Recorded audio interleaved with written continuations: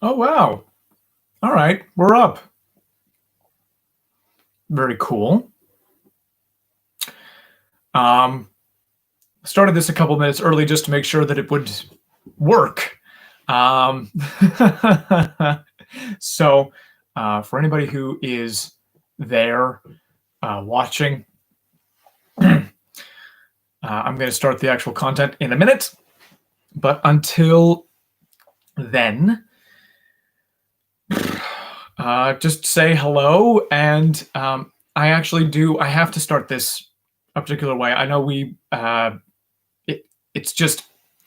Um, I'll wait until the actual thing, till the time has started. But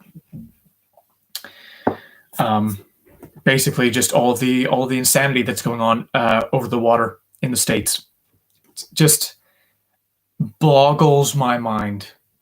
It boggles my mind that this is happening. I mean, it's incredible what is happening.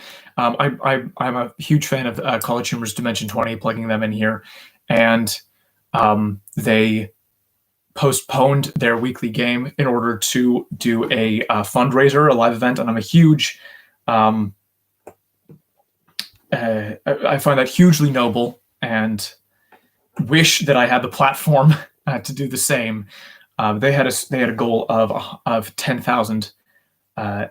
And they ended up making 10 times that amount. And so, the amount of peaceful protesting, the amount of fundraisers that are going well and beyond what people expect them to do is inspiring. Joe Biden's speech that he has given is magnificent. It's exactly what we need. It's exactly what we need. And juxtapose that with this system that has needed to, is everyone has known has been broken for so long and needs to be fixed. That's the way I'm starting this stream, is by doing a huge shout out. Of course, Black Lives Matter. Of course they do, and we will not forget, and we will continue to find ways to donate and all of that stuff. So that is from me personally. That's from me, but I know that my sentiments are shared by everybody on the Hidden Realms crew. So fire me if I'm being too political, but that is the way that this is. There's only one. There's a humanitarian side to this, and there's a right side. There's a side of nobility and equality and and actual true progressive change. And then there's the side of the man who cowers in his bunker and tear gases a priest so that he can hold a Bible upside down to get a picture taken in front of a church, and then lies about it online. So there. That's not how I wanted to start this out, but it's important, I think, that I do. So if you can donate, do anything you can do to protest and help that movement, do it. There. Now, this is the first episode of Roll Insight, a series where I, the Dungeon Master for the Hidden Realms channel and podcast, talk a little bit about what I have in store for the upcoming session of Dungeons and Dragons on our live game, which is season 1 of the Hidden Realms, which goes live tomorrow, Friday at 7 p.m. British summer time.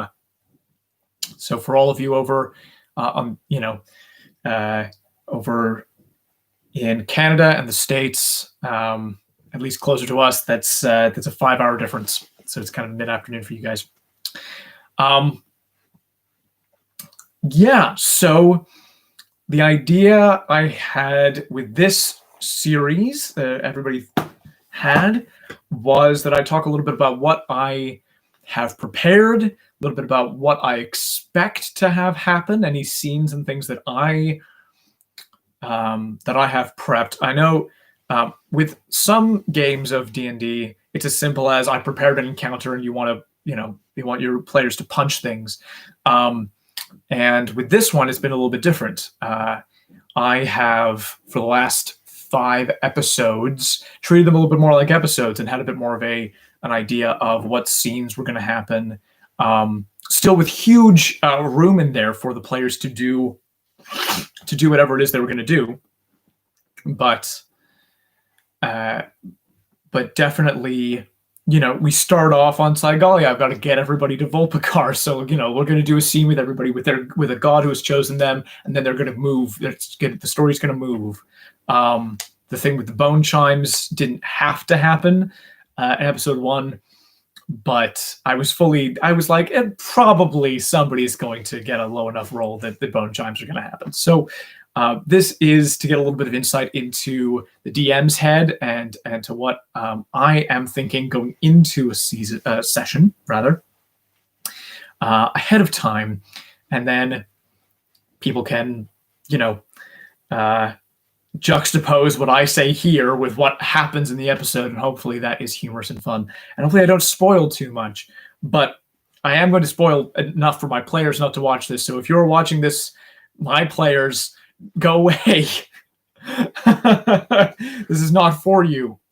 Right, so where we left off with the previous episode is where we're going to pick up here. They've just escaped from the prison of Wardell Carr, and they are on a floating pirate ship that is cloaked in midair with this crew that they do not know, but they have been rescued, and there are a few things that are going down, and on top of all the normal stuff that I'll be talking about, I'm also going to be talking about having a guest character on, because tomorrow we've got a very special guest, Ralph.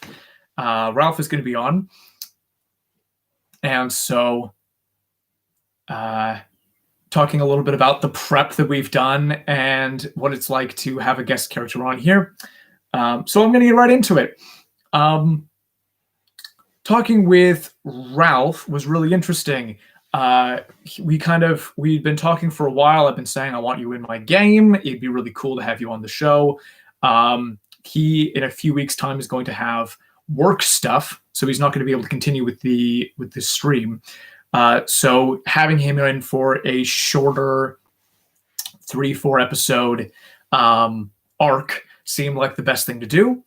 So we decided that was what we were going to do. And when it became clear that his first week to come on would be tomorrow, but we found this out before episode 5 was released.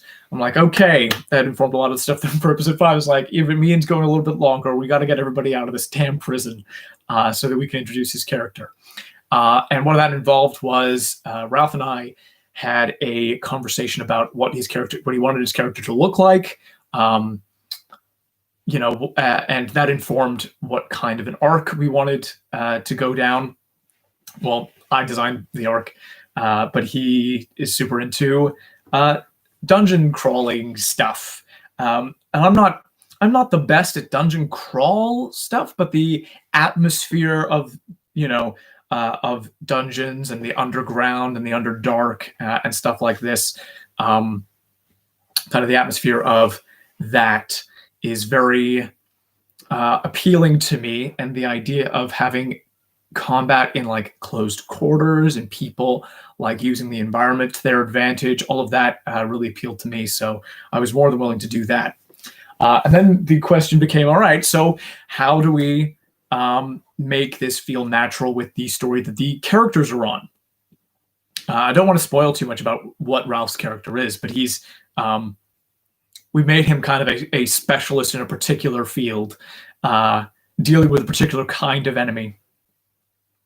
And the heroes have just escaped from Wardell Carr, and they don't really have a direction or a plan yet. So I am feeling like I am railroading in the sense that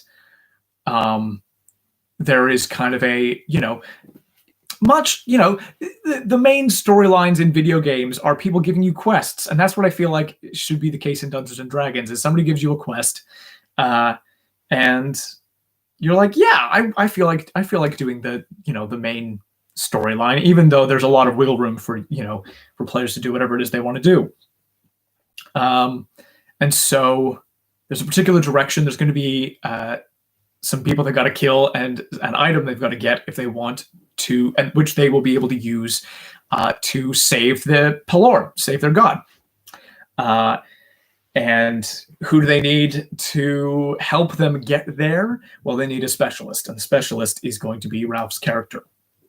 So part of my work was I designed some magic items for him to help his character feel very, very specialized, very badass, because if you're going to have a guest character on, you want them to be awesome, right? You want them to be a memorable part of your storyline. So I wanted Ralph's character to feel like the right person for this job.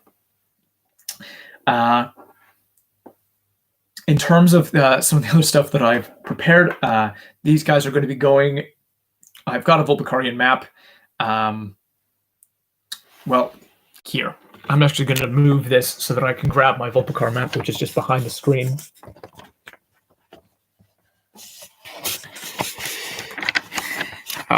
There are too many pins in this pin board. All right, so this is my Vulpicar map. All right, and you're probably not going to be able to read it, but in this area, they started in this town here, Balmoral, and now they're going to be going over to Skarsgård and Kelipke, and then over here. And so a lot of the work that I have done for Skarsgård and Kelipke are like, all right, so who are the people they're most likely to interact with? Well, you know, there are the leaders of these places. There are, so I've got a Vidalcan member of the Great Orthodoxy who's very much on side to give a juxtaposition for their experiences. Her name is Batiri. She is going to be the leader of Skarsgård. There is a leader of the Dreltar down in the underground subterranean city of Kelipke. Her name is Ireila Vast. So these are some of the people that they might interact with on their way down. I don't know. Most immediately for these people are the crew of the ship that they're on, who they've not met all of the characters of, but they've met Alistair, who's the captain. They've met Dust, who's the first mate. They have brief interactions with a couple other people, but there are some more people in the ship who are kind of like this fun cast of people who hopefully will be around for a while, that they can interact with. And since Balmoral didn't end up being their base of operations, you know, I may have thought that would be the case, but it didn't end up being the case. This ship, the Alacrity, which means the upbeat, jovial, the Alacrity is the ship's name, could be kind of their base of operations for a while. That's the thinking anyway. So I prepared all of those characters and what their niches are. My thinking was that they're probably going to have to take the ship and rescue Sophia Armstrong and the people of the Moral Arms, who are in big trouble in the town of Balmoral because Alus Fane. God, that might be a problem. I've only just realized Alus Fane ratted out the people who were running the orphanage. So Henua and the Great Orthodoxy, the reason they weren't part of the battle last episode is because they left to go and attack the town of Balmoral. So Sophia Armstrong will have gone to ground. I've done some rolling to see how successful stealth is and how successful like searchers are and who's been captured and how many kids have been captured and stuff like that. So I know who it is who's gotten away and with how many kids. They had to get away with Caleb. That was the main thing, and they did that. So that's been pre-rolled. No fudging, pinky swear. And that's the thing about that I found about DMing. This is maybe my opinion on this will change with time, and as I keep doing these, you'll see my opinion on this change. But as opposed to, I don't like to fudge die rolls, but when it comes to things that don't directly affect the players, like there was in the last episode, there was a big battle between Alistair and Erua, and Erua is the main, is the leader of the Exalted Wardens. This guy is top tier, as strong as you can get. And I didn't end up rolling for them because I thought it would be more, as opposed to fudge die rolls, I'm like, this is kind of a background thing that is happening while the player characters are getting away. And it's more an atmospheric set piece, and it's meant to big up Erua, if that makes sense. So the idea for Erua showing up and then having a fight with Alistair, and Alistair being very badly injured, is more of a narrative choice rather than a rolling of the dice choice. I didn't feel bad because I didn't roll anything for that, and it didn't affect the party and it didn't affect the fight in any way. I didn't really feel bad. I didn't feel like I was fudging die rolls, if that makes sense. So I, as the party is now together again, and they're going to be driving a lot more of the stuff, I don't feel like I'm going to need to do anything like that for a while. But yeah, there was just a little thing in the background. I was like, it'd be really cool for this thing to be happening. And give the feeling that this is a big, momentous battle. Anyway, I'm getting sidetracked. So we've got the pirate crew. We've got the potentiality, to save Sophia and the orphans. I don't know if I want them to have a conflict with Henua right off the bat. So it'll be more like there are some people out in the woods looking for these orphans, because Henua is this big bad, and I want her to be kind of the person. There's a big bad coming up for the next arc, and I want Henua to be the person that they go after kind of after that fact, if that makes sense. She, I've gotten a lot of them to really dislike her, which is a good. It'd be a shame for them to get to kill her immediately after getting them to hate her. You want that to fester. You want these people to hate her for a long time, so the payoff is better, if that makes sense. So we got that. That's kind of one of the things I expect to happen. Alistair is going to call his buddy, Captain Gustav, who is Ralph's character, and he's going to be the specialist that they need. They'll meet up in Skarsgård, I am imagining. Get his crew on board and talk out whatever the plan they have, and then get ready and go into combat. The other thing is that I have established how long it takes for this flying ship to get places, which is if you look at the map again, I've established that getting from Balmoral to Rix takes 3 days. And since Worldcar is in the middle here, that's why they got to about here and then they came back. So I've kind of established that it's going to take them a day and a half to get back to Balmoral, and then from there it'll take another day to get to Skarsgård, right?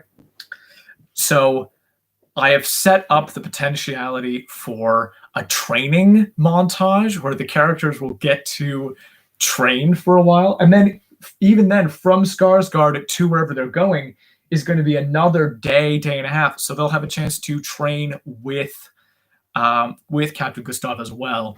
And the idea is that I told these guys way before now. I told them that they would have a chance to train towards feats or towards ability score improvements and stuff like that. And it's been one heck of a roller coaster since the beginning of this show. It's been like a day and a half of in-game time over the last 5 sessions, which is crazy.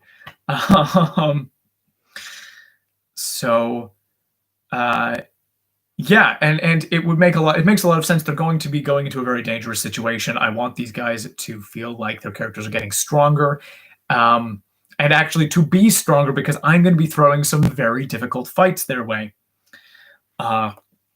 and whether that means I actually level everybody up before session 6, or whether I level everybody up after session 7. I'm not sure. It depends on whether they get to the next part that I've prepared, which is they're going to a place. They're going to try to find a hidden underground city, basically, and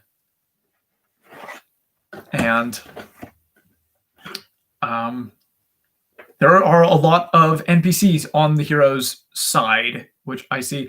Either I managed to shunt them off to go somewhere else, in which case I get them all out of the hero's hair, or a lot of them do come with the heroes, in which case I will have them kind of over here dealing with bad guys over here in a background kind of thing, but I will roll dice. And because it does matter how many of their allies survive and how many of their enemies the allies kill, while there's more of a main conflict happening with them. So depending on whether they get to that or not is whether or not they're going to level up again. So what I have prepared is Gustav's unit is a unit of 10. He's got 10 berserkers. They're CR2. They're quite strong, but I have their HP so that things can move quickly. Same thing with I was like, 10 berserkers? Let's match them with 10 ogre zombies. So I've also done that. I've halved the ogre zombies HP total to make the fights move a little bit quicker. And that's something that I will do with a lot of the monsters that I throw in front of players if I know there are a lot of people involved. And I know combat's going to be insane with another, like there was already 6 people, and now there's going to be a 7th player character plus all of these NPCs. So to avoid me just playing the game with myself and to make sure that everybody can get to things quickly and feel like the combat is moving, I will often have enemy HP, and sometimes that means that they'll hit a little bit harder, so that combat feels a lot more deadly. But sometimes I'll leave it alone if the CR of the monster that I'm throwing at them is high enough. So the idea I have is that there'll be some ogre zombies.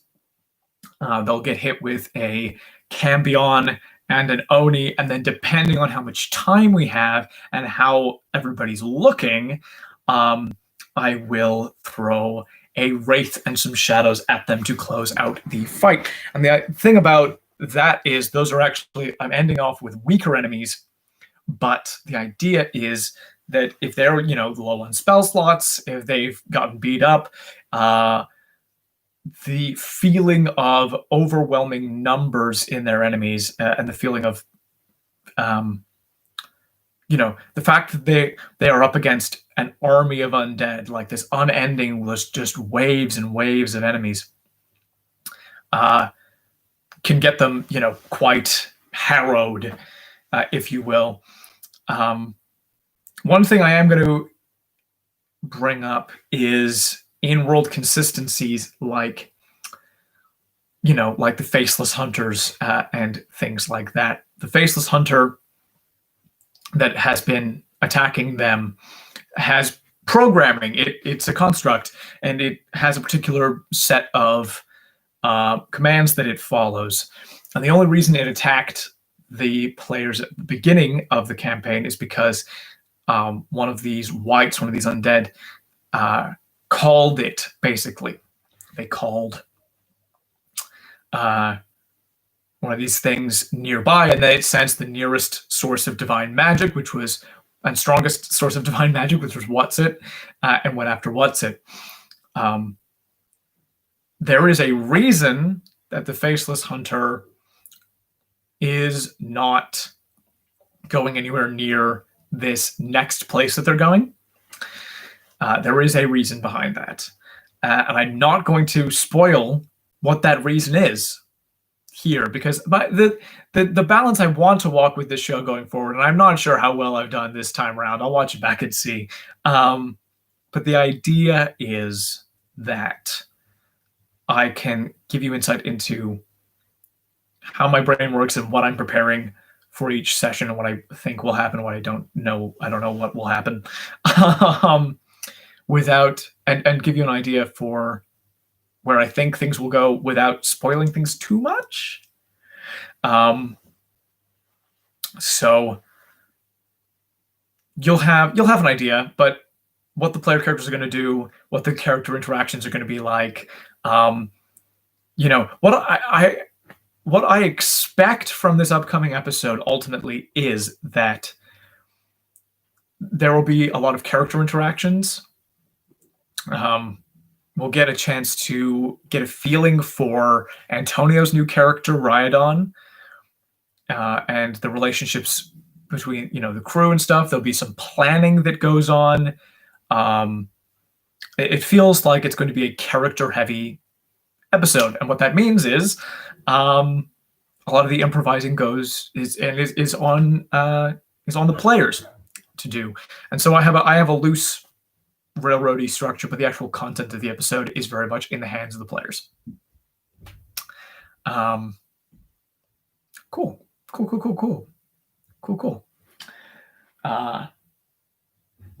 Yeah, I've been dying to throw cloakers at these players for ages, and my problem is that all of the monsters that I really like out of the monster manual are all mid to high CR. And the other problem that I have, for anybody out there who's watching and who's looking at those cards and is noticing people's ACs, there are Tolton, Watsit, and Rhydon now. There are 3, so half of my player characters who have like around 20 and above armor class, which is insane. Like, that's crazy. To have 3 tank-like characters is crazy. So I find myself going for those higher level CR people just so that they can hit the players. You know what I mean? The trick is to make them make saving throws, right? To do saving throws or to have people who have a high bonus to hit. And what that means is if you throw an animated suit of armor at somebody like Rhydon, they need a natural 20 to hit, and it's just mad. It's just mad. So, it's my little rumble rant. Yeah, they are going to be moving in the direction of becoming very strong now, and dealing with some unambiguously evil people before going back to gray orthodox, the gray enemies, where there are people on both. There are people who are good and people who are bad. I fully expect to do some stuff with the gods with some of the characters. The kind of one-way talking is a thing. Oh yeah, and there's some, I feel like there's a lot of world building that is getting info dumped onto characters, but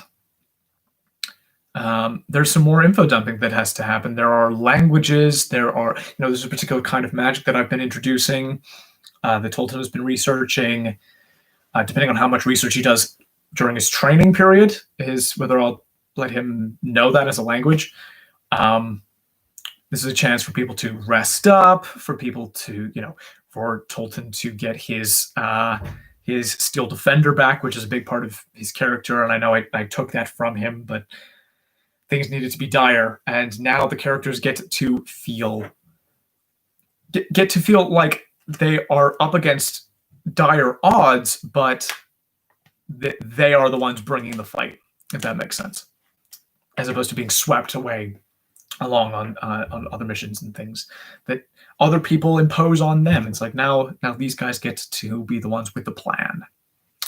That's the main thing for this time. Right, I have rambled on for an extraordinarily long time, 3 times as long as I thought I would. Thank you if you are the one person who watched this live, or if you are watching this after the fact. I hope this was insightful. I'm going to be doing this again next week, and So I'll see you again then. And of course, there's the main game tomorrow. So that's it. Be safe. Take care.